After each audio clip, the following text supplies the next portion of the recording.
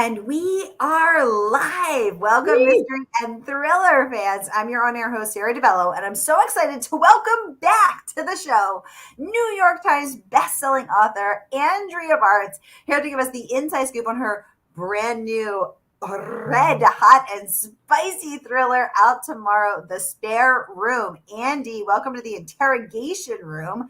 Tell us Woo! about this book. That's one way to put it. Thanks so much for having me. I'm excited to be talking with you again. Yay! So tell us about this crazy book. Yeah. So this book is all about God. I should really have my pitch down by now, but I was so excited by you calling it a red hot and spicy book. So the spare room follows this woman, Kelly, who early on in the pandemic, her whole life has just fallen apart. And so she accepts an old friend's invitation to move in with her and her husband in their beautiful gated mansion into their glamorous lives. And after she moves in, she finds herself falling for her hosts, much to her surprise. They return her feelings and open up their marriage for her. And at first, she really loves being a part of this, sexy and risque new world. And then she uncovers that their last lover is missing and begins to wonder if they might actually be dangerous and if she could be next. So it's spicy, it's twisty, it's kind of claustrophobic. It's set against the backdrop of the pandemic, and I'm so excited for everyone to read it tomorrow. Yay! I'm so excited for everyone to read it tomorrow too. And I'm so excited to talk to you about it because we got a lot to talk about. And I can't wait to get into every tasty detail. But first, I just want to welcome everybody because we are broadcasting live to 6 different destinations across Facebook and YouTube. So, friends, mystery and thriller loving friends, no matter where you're watching from, you're in the right place. This is the right time. It is Mystery Monday. And because Mondays can be murder, we're going to make them a little less painful for you. So if you've been here before, you know the drill, and welcome back. And if you're new, here's the drill. Every Monday, I give you my handpicked featured authors, and you get to ask them anything. So ask Andy about The Spare Room. Ask her about her writing process, what it was like when her last book, We Were Never Here, got picked as a Reese book club pick, the film rights sold. Oh my goodness, we have so much to talk about. So just get those questions going in the comments. I'll get them right over to Andy. Hello to Wendy. She says, hi, Sarah and Hi. Andy. Wendy, always a Thanks pleasure. for being here. Thanks for being here. Always a pleasure to see your name pop up. So, Andy, let's kick off with the fact that People Magazine listed you as some of the hot new books to read for the summer, spawning a best-selling song, a hit summer song. Tell us about that. Well, I was very excited to see that in this week's issue, the book is people pick, and they sort of describe the plot, and then they say, let's see if I have it memorized. They say a sexy, maybe I don't know it, something in sexy ride, a fresh and sexy ride that perfect for reading poolside. Poolside. And I kept reading it, and I was like, that rhymes. It rhymes, doesn't it? So in TikTok, you can write something and have it turn it into a song, and so it turned it into a little beat on my TikTok and Reels. Oh my God, I thought that was you singing. Oh God, no! Oh my gosh, I was so excited and so impressed because I thought it was Andy. So yes, so People If only Magazine I were that musical.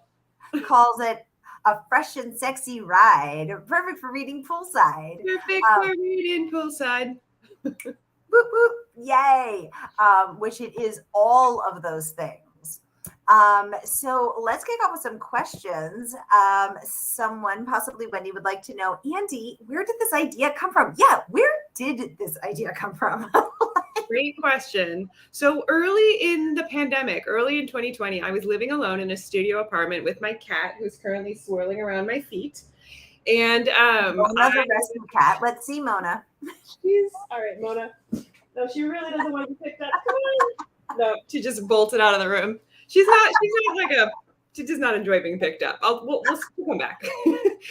Early in the pandemic, I was alone in my studio apartment in New York, and I was sort of losing my mind.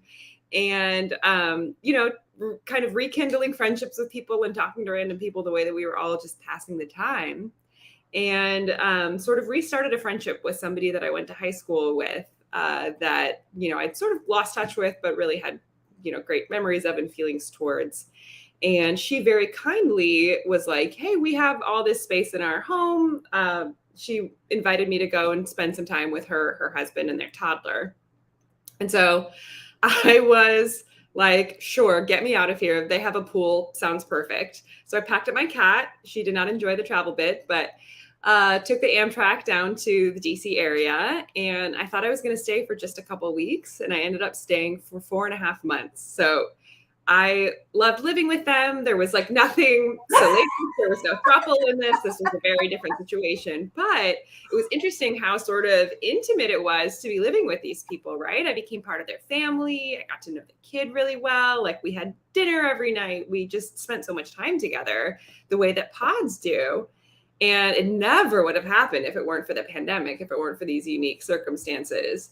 And then at the same time, I was crying to my therapist over Zoom. Zoom was very new, and I was seeing her on a screen, and I was just expressing, like, I really did not think that in my mid-30s, right when I was sort of like, okay, this is the year I'm going to buckle down. I'm going to find a partner. I'm going to find a husband. We're going to start a family. I did not expect to put mate seeking on hold. And this was summer 2020 at that point. And you'll remember things were opening up a little bit. We could see each other outside. We recognized that was a little safer. So she was like, you're 15 minutes from a city. You're 15 minutes from DC. Why don't you just go on some dates? Like, if nothing else, it'll be good fodder for therapy. So I reinstalled Hinge. And the first thing it asks you when you set up an app is interested in, and you select, men, women, or both. And I had hesitated over the screen so many times over the years. And I had even talked to my therapist about how I thought that maybe I was bi and would like to date women, but I just hadn't had sort of the courage to do it. I wasn't sure enough. But it was like, I don't even, like, all of life is crazy right now. Like, who even am I? I'm thousands of miles from my sort of conservative Christian upbringing. I'm hundreds of miles from my friends in New York who love me and accept me, but still know me in a certain way. I have a certain identity with them. So it was kind of like, what the hell? If not now, when? And I selected both. And I went on one date, and it was with my now partner of almost 3 years, Julia. So we, fell in love in the pandemic and had sort of this like wonderful thing happening in the middle of all this really tough stuff of the pandemic. So those things sort of combined to make me interested in writing a story about a woman who, in the pandemic, like all of her life is thrown into a blender, and she discovers her queer identity through that, and becomes a part of this triad, this polycule. And also, of course, because this is what I write, there's, a missing person, and there's creepiness, and there's sort of gothic elements in this one. So it's probably my most personal book. It has sort of the most that's drawn from real life. But then I took it in a totally twisty and salacious direction that does not mirror my own. Oh my goodness. So as we are reading about Kelly's journey in the book, she is also reading her high school friend Sabrina's drafts of Sabrina's book, because Sabrina is a New York Times bestselling romance author, and Sabrina's giving Kelly early drafts of her book in chapters, chapter by chapter, and Kelly is reading them and thinking, is this based on me? Because Sabrina's characters in her book open their marriage to this hot young new woman character. Yeah. And Kelly starts wondering, is this based on me? So Andy, my question for you is, were you sharing your chapters with your high school friend, and was she saying, is this based on me? She definitely, I did not start writing until after I had moved home to New York, I don't think. So she does not, has not seen, was not reading early drafts or anything like that. I think that would have been weird had I done that to her. That'd be a little too meta. But yeah, I wanted there to be sort of this way to have this character of this third woman sort of loom large in her mind, so that it really feels like the bottom is dropping out when she finds out that this woman did exist, but also is now missing. And that's like a terrifying thing for her. But yeah, there's sort of like a shoes for her to step into and to picture herself in this world that's just outside of her own. Exactly. Marcy McCreary, welcome to the conversation. I just saw Marcy at the book festival this weekend. She says, Andy, I loved that TikTok. She also thought it was you singing. Yes, me too. And it's this is incredible. I wonder if everyone thought it was me. I also wouldn't know how to do like the beat. Like truly, you just in TikTok type words and go to text to talk or something, and then you can select all sorts of. There's one that sounds like carols, like Christmas carols. There's ones that sound like opera. Like you can do all sorts of wild things. So like get on that. But I am glad that people were were connecting with it. I was going to ask you to sing, or I was going to serenade you with my terrible voice, but I guess now that I know, y'all don't want me singing. That's not how this night should go. Yeah, I'm going to warm my voice up. Lindsay Cameron, welcome to the conversation. I just hosted Lindsay for her book a few weeks ago. Lindsay, thanks for joining the conversation. She says, "Hi, Andy. Your new book sounds fantastic. Something I love about your novels is that I never see that twist coming. Do you know what the twist is going to be before you start writing it, or is something that comes to you along the way? Yeah, tell us. Give us the scoop." That is a great question. And Lindsay, thank you for being here. I loved Lindsay's book. Everyone should go pick up No One Needs to Know. A dog is running underfoot. The animals just love when I'm talking to Sara. They can feel her energy. So I am a complete pantser. So I start with a premise. I start with sort of the hook or like the central question, and then everything after that is a surprise to me. So I usually like start to feel a twist coming. Like I know when the twists need to be. I know that at the midpoint it needs to take a new direction. I know when I need to hit certain emotional beats, but I don't know what it will be. And it's usually the sort of headlights in the dark thing of where while I'm working on one scene, I start to like in my mind, I can feel, like a spider web that's suddenly coming together. I can feel the next question, the next big twist coming. So it's really fun, and it often takes me completely by surprise. And I know what I generally know what the obvious twist would be, and so I know I can't do that. Like I'm trying to keep track of what sort of the reader expects on a surface level, but then I know that readers are smart, and especially mystery readers read a ton of these, and so then I have to think about what would be the next thing that they would guess that I would throw at them to throw them off, to surprise them. And it can't be that either. So I have to go down to the third level. So Andy, do you think that you said that you can feel when the twist needs to happen? Is that because this is not your first rodeo? This is not your first, is that something that evolved for you, or you just, that's something you feel those beats, or tell us a little more about that. Yeah. So from the time I started writing novels, a friend, Leah Conan, who I know you have had on the show and also know is another Save the Cat author, handed me Save the Cat and was like, here, this is what you need to write a book.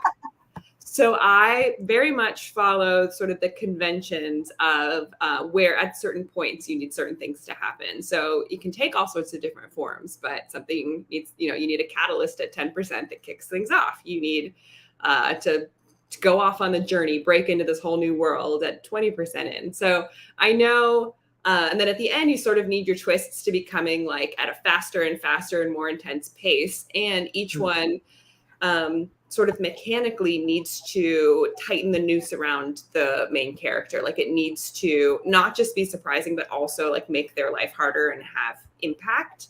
So I'm sort of thinking about how they need to work in sort of an engineering way. But I don't necessarily know what they are until I'm actually close to it. And like, thank God my subconscious somehow has laid the groundwork for it beforehand.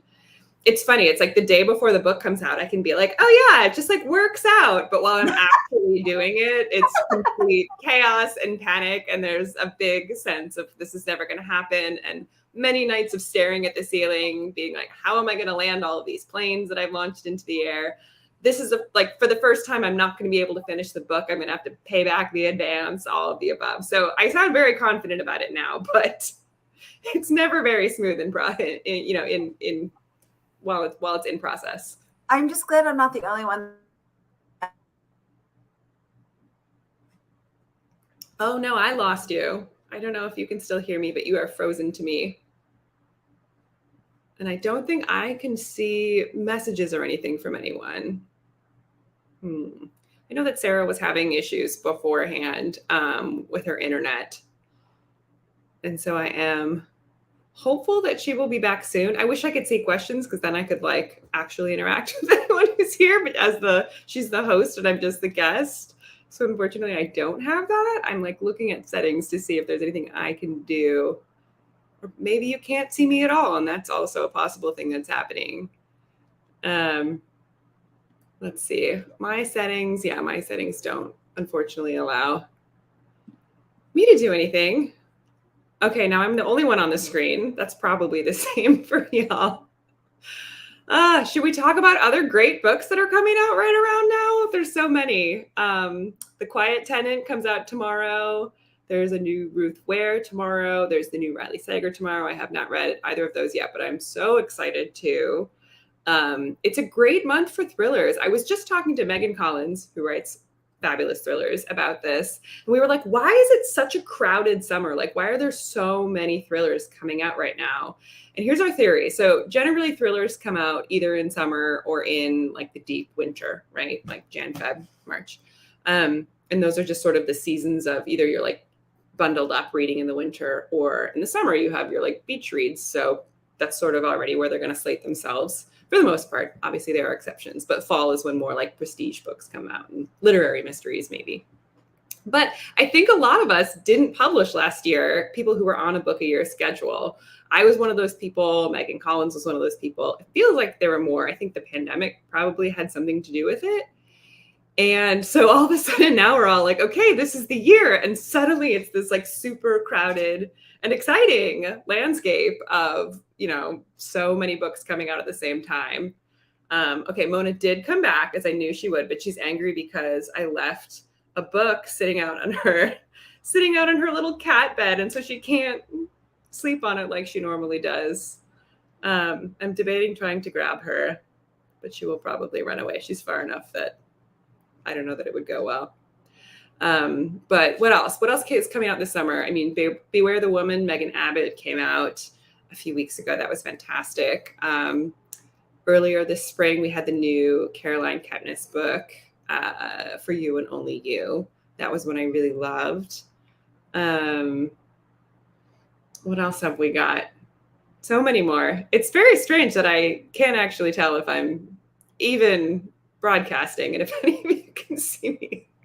Like, should I put up a technical difficulties like screen? Maybe? Is that a thing?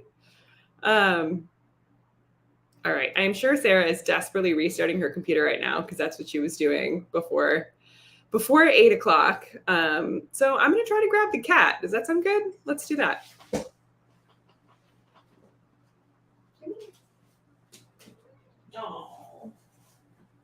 Oh, she hates being held. She hates it. Mona, say hi to everyone. Look at her. She wouldn't even look up. She just like goes really stiff when you try to hold her. her arms and legs stick out and her little feet stick out. You hate being held, don't you? Are you so mad at me? But look how cute you are. Yeah, she's not feeling it. She might never forgive me. I want Sarah to come back and see this. Sarah's a huge fan. We let each other know when our animals are snoring adorably. We have that in common. Yeah, she's just resigned. Like she's not one to scratch or bite, so she's not actually gonna hurt me, but she's just gonna like act like an inanimate object until I let her go. That's her only defense mechanism. She's a sweetheart. Are you so cute? All right, I'll let you go. Get out of here. Now I'm covered in cat fur because she like sheds in a panic. And I'm wearing black. Great plans on my part. Man, I really want to ask you guys questions. I don't know, should I do a reading? Do you enjoy my little setup? I put my past books here. I'm not like cool enough to have like an office with a whole setup behind me. I'm so impressed by people with their like libraries. I just have my tiny office and like a little foldable wooden table. Really fancy. Yeah. What are some other questions that I get asked a lot about the book? That's a thing, or books in general. I guess I could talk about my process more. That's like a question that comes up quite often. So yeah, like I said, I start with an idea. I pitch it to my editor, pretending that I know a lot more than I actually do about where it's going to go. She's always like, well, you know how it's going to end, right? Yay, Sarah's back. Oh my God, Andy, in 450 interviews, this has never happened before, but I was watching and you were doing an amazing job. So congratulations. You've been promoted to co-host. Oh, okay. Well, I am glad because then you got to see Mona, who made a brief and very stiff appearance. I saw her and I totally agree that Megan Abbott's amazing. I was listening the whole time. I just couldn't get in because the internet was down, but you were so amazing. I'm glad you're back. That was not my jam. Okay, well, the good news is I have lots of questions now. Okay, yes, we lost Sarah. You could hear Andy. She could not see the questions because I have to be here to pop them up. Marcy saying she loves how Andy is winging this alone, but we miss you, Sarah. Thank you, Marcy.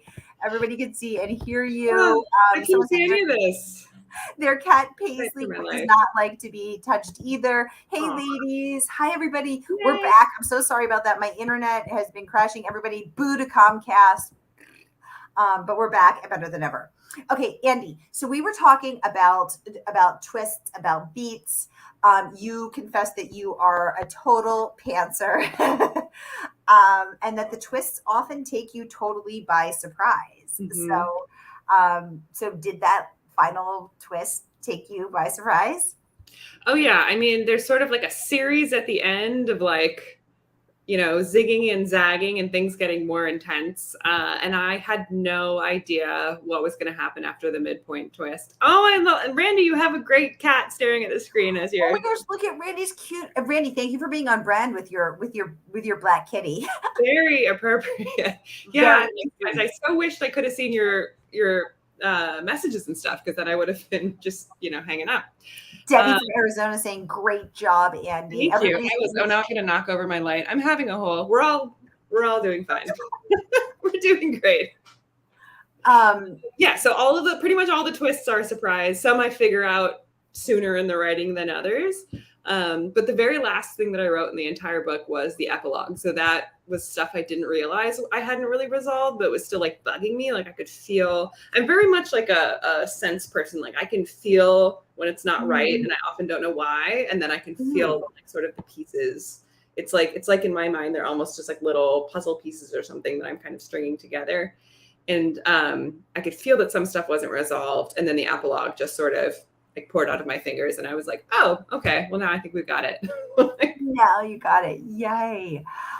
Well, you definitely got it, because as Shondaland says, this novel is delightfully salacious and rampant with suspense and sex. And there is a reason why Bartz is known as a hit maker in the field. So first of all, congratulations on that from Queen Shondaland. Thank you. I feel like we should all genuflect whenever. I mean, yeah, nothing better than Shondaland calling you delightfully salacious, because that's like the you know, they set the bar for delightfully salacious. But it is funny for being a hit maker. Yeah, I mean, so yes, all of those things certainly apply to our Queen Shonda. It's interesting though that so many people say that there's so much sex because there's a ton of sexual tension. But I actually don't think there's that much sex. Like there's a lot of like fade to black. There's a lot of like curtain up and everyone's like cuddling in bed afterward. Like there's very few actual sex scenes. But I think because there's that energy to it and we're not used to reading it, and maybe because it's not just a man and a woman and, you know, and outside of a, you know, so often the domestic suspense is like, oh, she thinks she has the perfect marriage. And then there's actually like an affair. Or it's actually like I don't know, the widow or whatever. But this is obviously a setup that we're not as used to seeing. So people feel like there's a ton of sex, when I'm kind of like, there's really like, it's actually a pretty small percentage of the pages have sex happening on them. Oh no, I lost your audio. That I muted myself because I didn't want everyone to like, no. popping up all your blurbs, which we're going to get into next. But Andy, that's something I wanted to talk to you about, because everything I had read about this book was everyone was like scandalous, salacious, buckle up. It's going to be a bumpy ride. It's going to be, hold on to your knickers. They're going to blow your hair back. And I was like, I'm ready, and then I was like, I got my popcorn and my tea and and my smelling salts in case anyone has to revive me. But as you said, there is a lot of fade to black, but the sexual tension is hot and spicy. And it's interesting because when I've hosted Kate White, former editor-in-chief of Cosmopolitan magazine. And clearly, if anybody knows their way around a sex scene, it's going to be Kate White, the ultimate Cosmo girl, our leader of the Cosmo girls. And she said it was actually interesting because when she started writing her thrillers, she had a lot of sex in there. And she is the rare writer who actually reads all of her reviews, all of her bad reviews. She reads every single thing on Amazon, all of them on Goodreads. She obviously has a thicker skin than I do. And she noticed that a lot of the reviews were saying, I don't need this. And she realized very early on, like 3 or 4 books in, that thriller readers didn't need or want or enjoy or whatever the graphic sexies that she was writing, having worked at Cosmo for, several years. So, and I started thinking about that, and I realized she's right. Like the romance readers love the sex scenes. The thriller readers are like, they're, I'm here for the suspense, terrify me, blow my mind with a mind swizzling twist. Yeah. And so I thought what you did was really interesting, where the sexual tension is there. That's an element of the story, but there is no, what they call spicy, like nobody who reads romance or spicy books is going to have their hair blown back by this. So tell us about that. What was your thought process in it? Did you want to go more? Did your editor rein you back? Did they say lean in and you pulled it back? Walk us through. Yeah, no, it's a great question. So the sex in this book and the sexual tension in this book all serves a purpose. So I think nobody wants like gratuitous sex. That's just boring to read, basically, even if it's like well written, unless you're there for it, unless you're reading like romance, right? Or erotica or whatever. So I knew I didn't want that, but I knew that part of this story, well, 2 things. I knew that while my previous books have all gone really deep into female friendships, on this book, I wanted to go really deep on a romantic relationship for the first time. And it wouldn't have the same impact if she was just a woman living with some friends, right? The whole thing would then just be absurd, like just leave, just get out of there. But no, she's really falling in love with these people. And the world is on lockdown. And so there's a few reasons that she has every reason to sort of explain away and want to believe, give them the benefit of the doubt, not just leave. She physically can't leave. So there's sort of this like, feedback loop happening of like, no, I trust these people. I love these people. I'm, deeply falling in love with these people. And I was trying to capture sort of that early stage of romantic love that certainly I guess I was in when I was, falling in love with this new person as I was writing this. But it hijacks your brain, right? And like, the sex was going to be a part of it.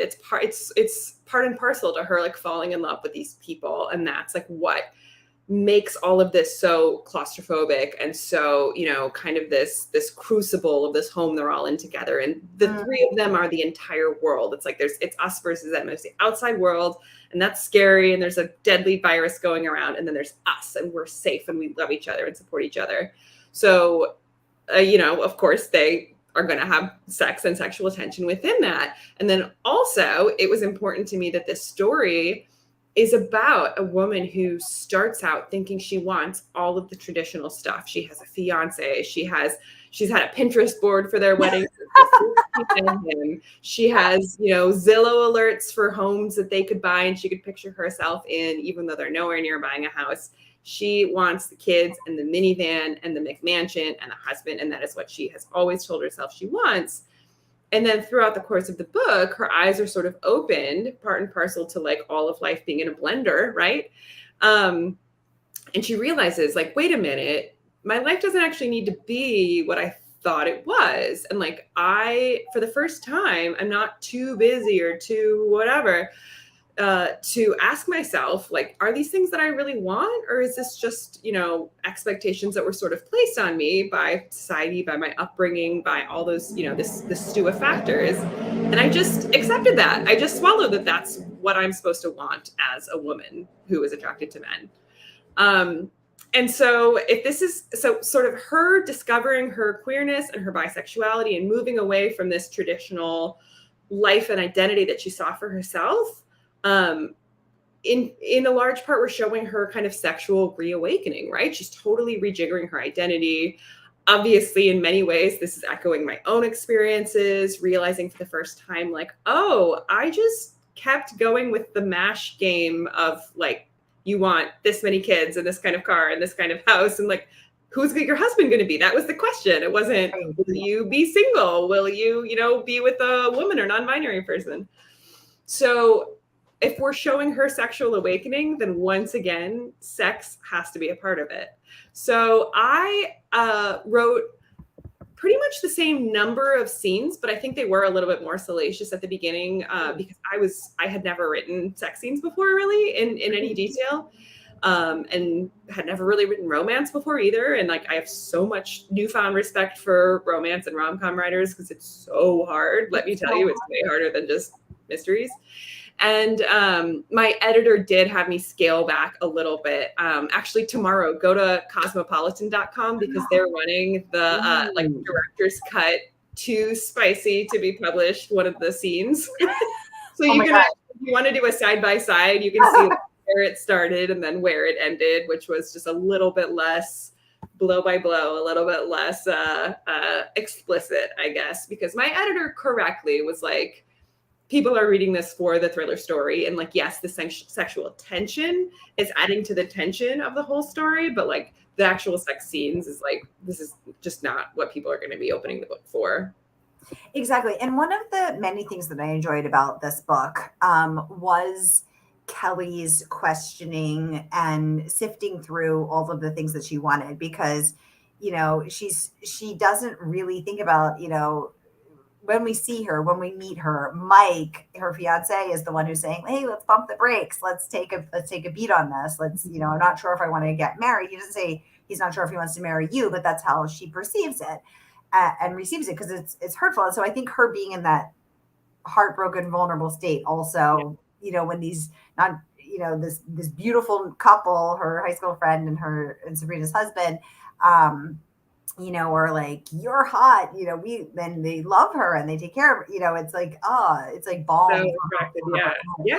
She's but really one of the things I really enjoyed was Kelly sifting through, because I think so many of us are, women are having that questioning. So, for instance, I have chosen not to have children. My husband and I have chosen not to have children. But for so long, I assumed I would, because it never occurred to me that I couldn't, that I could just opt out. And that took a lot of questioning and undoing and work. And it's hard to live off the beaten path and to do something different.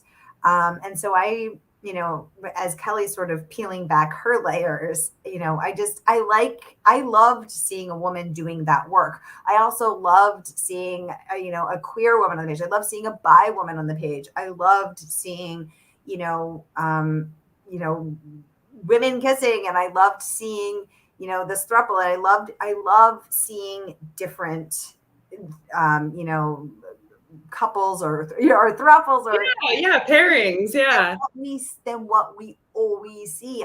Yes, it's like I'm so hungry for seeing a diverse array of everything. So I think it's fabulous. Yeah, thank you for saying that. It's interesting because this is my fourth book, and like I said, the first three are really much more about female friendships. And I would always get asked, why did you decide to write about female friendships? Like, what interests you about it? And sort of my stock answer was, I was an avid thriller reader and I loved thrillers and mysteries and domestic suspense, but so many of them centered a primary romantic relationship, a straight romantic relationship. They were just almost always about, like I was saying before, the perfect, they had the perfect marriage, or they have a kid together, or it's a jealous ex-wife, or someone's having an affair, or it's, widow or widower. was just always based around this like one man, one woman. And I was not in a relationship myself for most of my 20s and the first half of my 30s. And I was like, I don't have a primary romantic relationship. And yet I feel like my social life is every bit as juicy and complex and, you know, complicated and exciting and rewarding and difficult as the people I know who are in romantic relationships. And so I just felt like there was all this sort of, you know, depths to plumb and like fodder for psychological thrillers that wasn't really being explored in the same way. And that was what I wanted to do. And so actually, I guess I haven't really thought about this. It's like crystallizing right now as I talk to you. But the first time that I decided to move over into romantic relationships, I still had to like kind of turn on its head that sort of cliche, the sort of like central defining element or hallmarks of domestic suspense, where like, yes, they're all in a house together. Yes, they are in a romantic relationship, but it is nothing like what you're used to seeing. Yeah. And Andy, you and I first connected over your second book, The Herd, which I loved. And I loved, you know, and I remember talking with you, texting with you about that, about the female friendships and about this, you know, female co-working space that was so brilliantly, incisively. I mean, you just nailed that culture and that vibe I just couldn't stop gushing about it. And then again, over We Were Never Here. And as someone who's very fascinated by female friendships and the complexities and also I love to see that, because I think that, you know, I love my female friendships. They mean everything to me. And also I have been devastated when some friendships have ended, and I've wrestled with, you know, never really understanding why they did or what happened. And so this is, you know, again, one of the many, many things that I value and love about your books. And I think to see this new, you know, iteration and this new sort of quadrant that you're exploring and that you're bringing to the page is just so exciting for me. And I'm here for you. I'm excited about this. Thank you. Marcy wants to know, do you read your sister's manuscript pages and vice versa? Yeah, so your sister's an author too. Tell us about that. Yeah, so my sister is also a New York Times bestselling thriller author. She's awesome. If you haven't picked up The Writing Retreat, it's amazing. It came out in late February of this year. And she actually, when she was working on the book, she kind of thought of it as feminist horror. I never really thought of us as being in the exact same genre.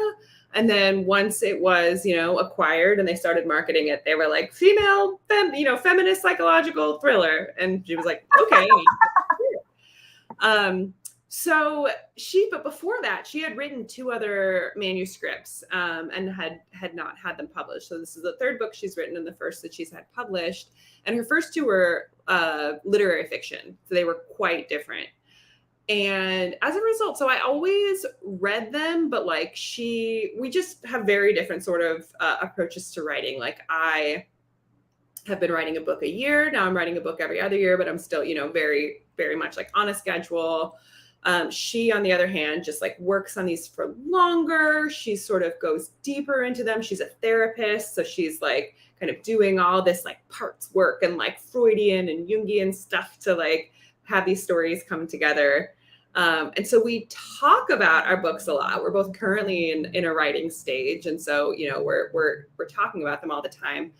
And yes, we do read each other's manuscripts. But we're not each other's beta readers, like kind of as we're going, because for that, you know, I have readers who are sort of on the same schedule as me, Leah Conan being one of them. So yeah, but we absolutely read them early and give each other feedback. And even before that, we're just, we call it like plot doctoring. We're like helping each other fix little holes in our plots and figure things out together. So we very much talk about writing a lot of the time and always have. And we do read each other's stuff, but not sort of trading pages or anything as we're going. Thank you for the question, Marcy. Andy, thank you for the answer. I want to get back to this amazing praise that your book has earned. Let's hop over to L. Andrea Bartz has returned to deliver the suspense story set in a Virginia mansion. features some eyebrow-raising twists, especially when protagonist Kelly finds herself charmed by her hosts and welcomed into their bed. Dun, dun, dun. Nita Prost, the #1 New York Times bestselling author of The Maid, also had some extraordinary praise for you, raving that the book is, quote, an enticing, twisty, seductive thriller about obsession, desire, and revenge. Did you set out to write a seductive thriller about obsession, desire, and revenge, Andy? Or were you surprised as a pantser to find yourself there? I think I was surprised to find myself there. I mean,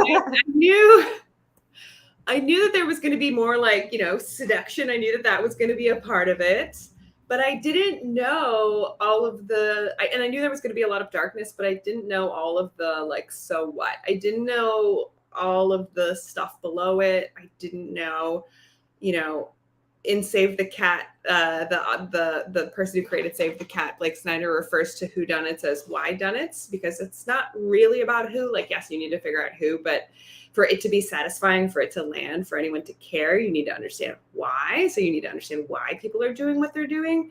So I had these ideas for like, some things that could happen, some characters that were going to be like my little dolls in a dollhouse that I'm moving around. They're all going to be trapped inside together. Some, creepy things that didn't make sense to Kelly yet, and also didn't make sense to me yet, but I didn't know the answers. And so I was kind of surprised and alarmed, as always, by my own dark mind to figure out like what these characters were up to and what their real motivations were and what their real pasts were and their secrets and all the stuff that kind of came to the surface by the end. I'm often surprised by how very dark my mind is when I'm writing. Well, clearly it is working, Andy, because the praise for this book has just been so great. Anna Reyes, the New York Times bestselling author of The House in the Pines, also has wonderful words of praise. Let's pop it up so we can all take a peek at this together. And she says, this is a big one, so I'm going to just pop it up for a minute, but Bartz's latest showstopper kept me up all night turning the pages. Propulsive and sexy, The Spare Room left me gasping for air as I followed its main characters into the fiery heart of a dark, complicated romance. Kelly Doyle must contend not only with 2 new lovers, but her own expectations surrounding relationships and sexuality. Again, I love that. This is one visit you won't want to end. Congratulations on that. And she's just, not the only one. There's just so many. Marie Rutkowski, who came on to give us the inside scoop on her debut adult thriller, Real Easy, raves, I love a story where a woman throws convention. I'm going to pop this up so we can all read it together. Convention to the wind and has to deal with messy consequences. In The Spare Room does it brilliantly. I never knew what would happen next. Now we know that Andy didn't know either. Marie, this book offers a delicious mix of romance and mystery that I couldn't get enough of. I love Marie, who also is a writing teacher at a university in New York. So, extra amazing to hear that praise from her. Yeah, and Real Simple was like one of my favorite books of 2022. Real Simple, Real Easy. Marie's debut thriller was so fantastic. It was so fantastic. I loved, knowing that to get that inside, real life glimpse into a world of strippers that most of us do not have access to. And it was so gritty and so real and so raw and so brave. I absolutely loved it. Megan Collins, who's also been on the show, raves that you, quote, have dazzling prose, fascinating dynamics between characters, and the dark, twisty plot. Andy, I noticed that the prose was extra dazzling on this book. I actually would stop and reread some of your turns of phrases. Was that something that you worked on? Were you like, I want to dazzle them this book? Tell us about that.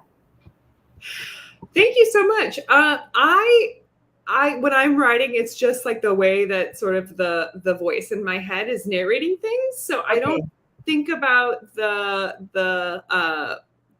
prose on a sort of a word by word level.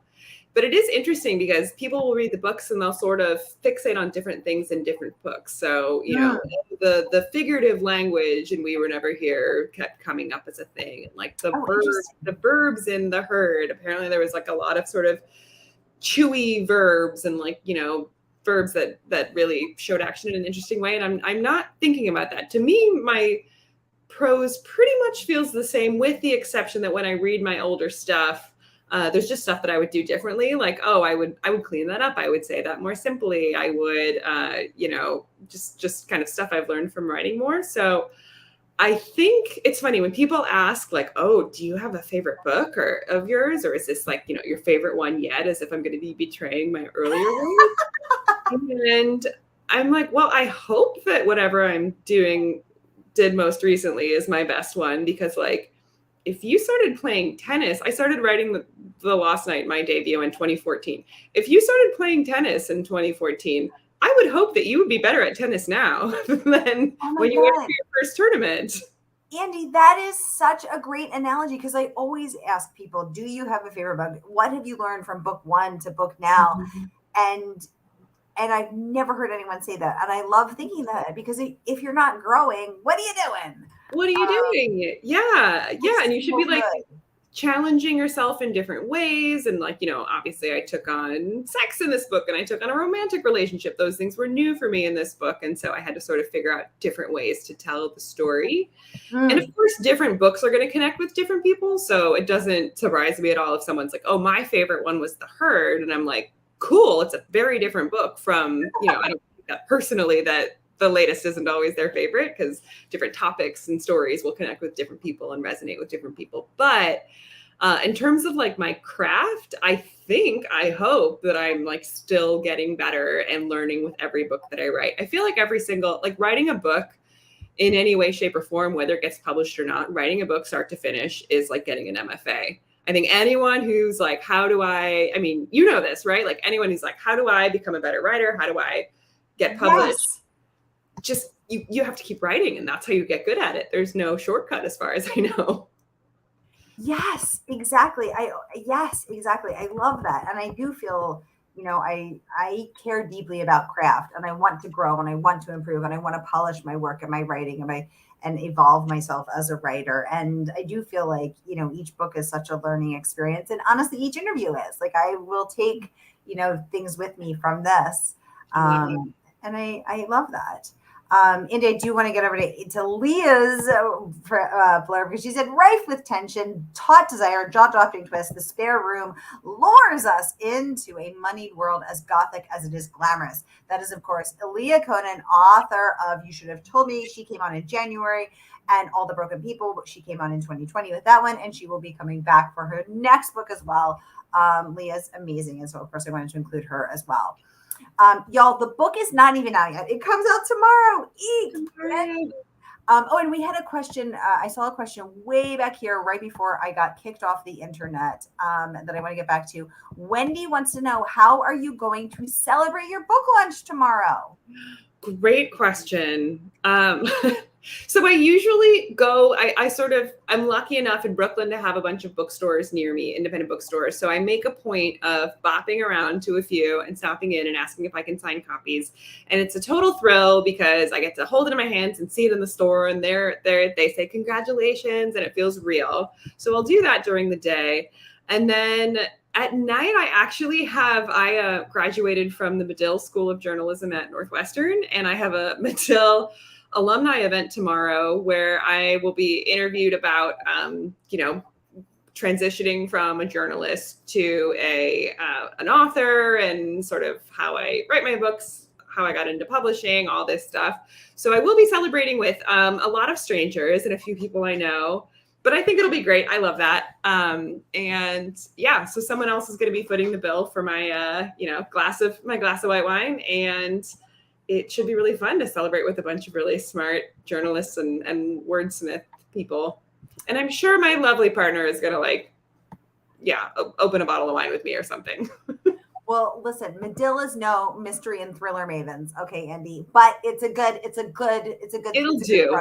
It'll have to do.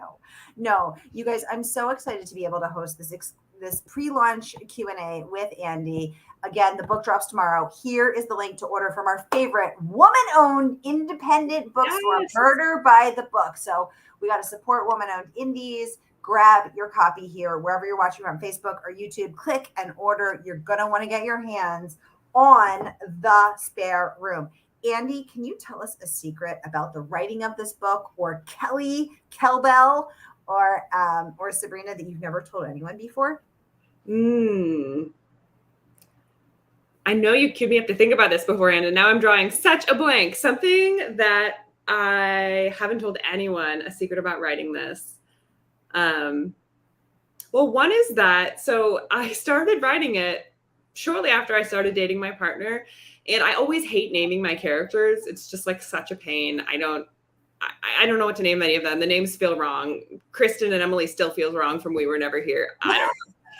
And I needed to pick names out of thin air. And my rule is that I either have to know a lot of people with that name, or I need to know like nobody. I have to not be close to anyone with that name. Oh, otherwise, right, of course. Yeah, like I couldn't name a character like Leah or Julia. Like that wouldn't work.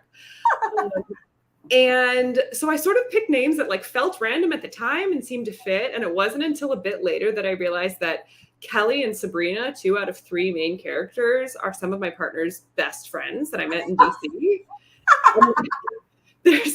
They're nothing like the characters, to be clear. They have like very little in common in terms of personality, but like Kelly is blonde and she's really beautiful, and like Sabrina has long brown hair and she's really beautiful, and like the characters are not at all based on them. But like when my partner finally read it, she was like, I cannot believe you used Kelly and Sabrina. And I was like, oh.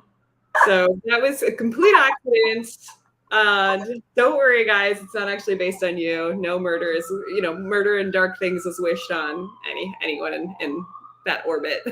Oh my God. Well, as a Philly girl, I especially appreciated that Kelly starts her story in Philly, even though the rest of it takes place in DC. I was like, yes, a Philly book. All right, y'all, we are out of time. We're over time, but I had so many amazing questions, and I wanted to get to all of Andy's amazing praise and blurbs.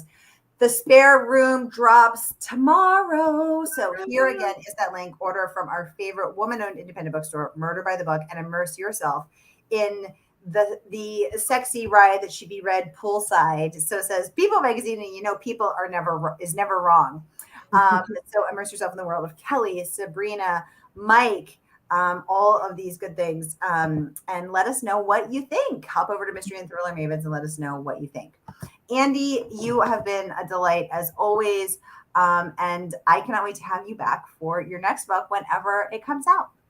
2025. I'll see you then. Yeah, thank you so much for having me, and I cannot wait to be celebrating your book so soon. Oh my gosh, yay. All right, y'all, that is a wrap for Mystery Monday. Andy, happy early pub day. Thank you. Thanks so much to everyone for coming. Yay.